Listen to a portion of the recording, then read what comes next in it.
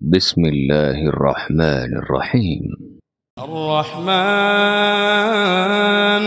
علم القرآن خلق الإنسان علمه البيان. الشمس والقمر بحسبان والنجم والشجر يسجدان. والسماء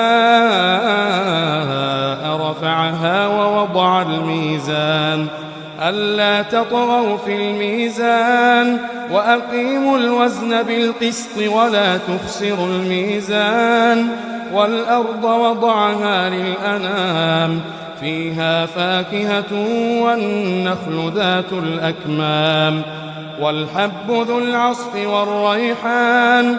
فبأي آلاء ربكما تكذبان؟ خلق الإنسان من صلصال كالفخار وخلق الجان من مارج من نار.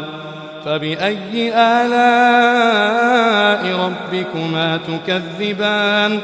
رب المشرقين ورب المغربين. فبأي آلاء ربكما تكذبان؟ مرج البحرين يلتقيان بينهما برزخ لا يبغيان. فبأي آلاء ربكما تكذبان؟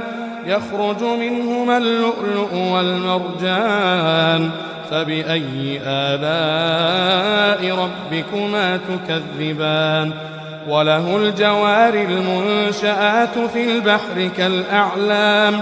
فبأي آلاء ربكما تكذبان؟ كل من عليها فان ويبقى وجه ربك ذو الجلال والإكرام. فبأي آلاء ربكما تكذبان؟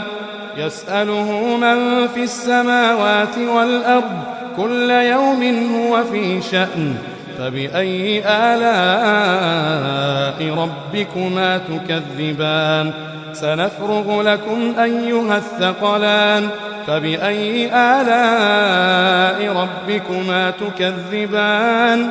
يا معشر الجن والإنس إن استطعتم أن تنفذوا من أقطار السماوات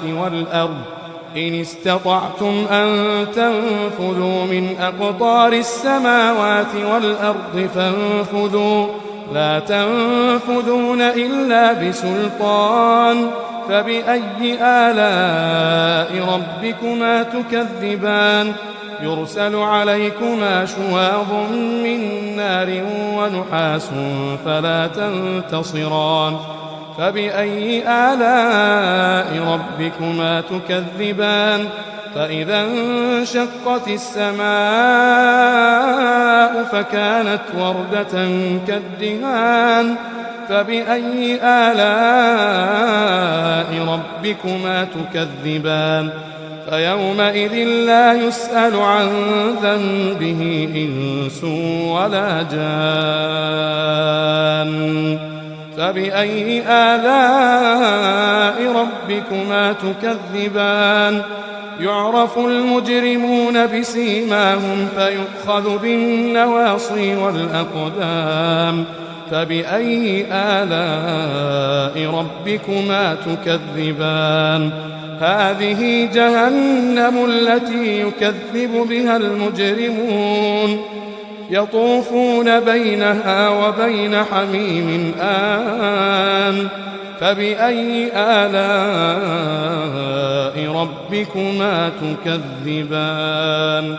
ولمن خاف مقام ربه جنتان.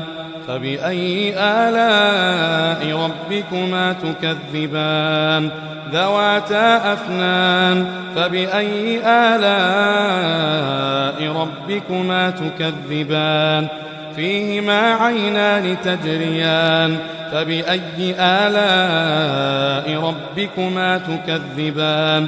فيهما من كل فاكهة زوجان.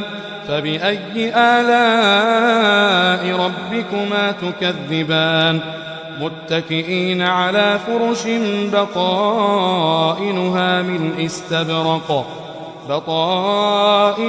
من استبرق وجنى الجنتين دان فبأي آلاء ربكما تكذبان فيهن قاصرات الطرف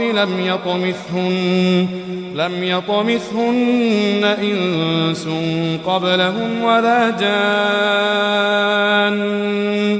فبأي آلاء ربكما تكذبان كأنهن الياقوت والمرجان فبأي آلاء ربكما تكذبان هل جزاء الإحسان إلا الإحسان فبأي آلاء ربكما تكذبان ومن دونهما جنتان فبأي آلاء ربكما تكذبان مدهامتان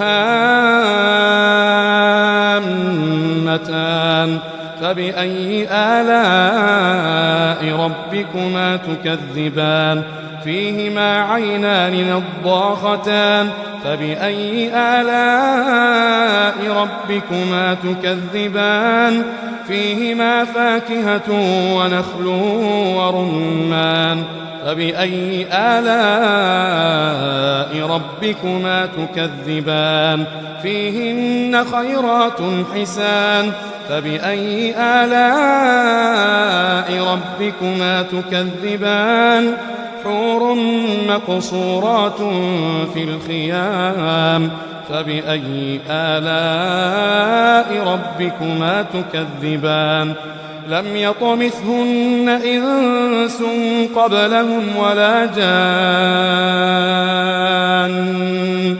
فبأي آلاء ربكما تكذبان متكئين على رفرف خضر وعبقري حسان فبأي آلاء ربكما تكذبان تبارك اسم ربك ذي الجلال والإكرام